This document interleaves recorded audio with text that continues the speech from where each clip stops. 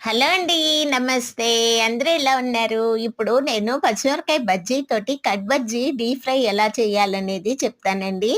పచ్చిమిరపకాయలు తీసుకొని శుభ్రంగా కడుక్కొని గింజలు తీసేసుకున్నాను. ఒక బౌల్ తీసుకొని 2 కప్పులు శనగపిండి, ఉప్పు, కారము, తినే సోడా వేసి వాటర్ పోసి కలుపుకున్నానండి. ఈ బజ్జీలో కొంచెం వాము, ఉప్పు కూడా పెట్టుకోవాలండి. తర్వాత స్టవ్ వెలిగించాను. ఓ బాండీ పెట్టుకొని ఆయిల్ వేసుకున్నానండి. అది ఆయిల్ కాగాక ఒక్కొక్క బజ్జీ ముంచి ఈ పిండిలో వేసుకోవాలండి. ఎక్కువ ఫ్రై చేయకూడదు. కొంచెం మామూలుగా ఫ్రై చేయాలండి. ఆ ఫ్రై చేసిన దాన్ని కట్ చేయాలి. కట్ చేసుకొని మళ్ళీ దాన్ని డీప్ ఫ్రై చేసుకోవాలి. ఇది కట్ బజ్జీ డీప్ ఫ్రై అంటారండి.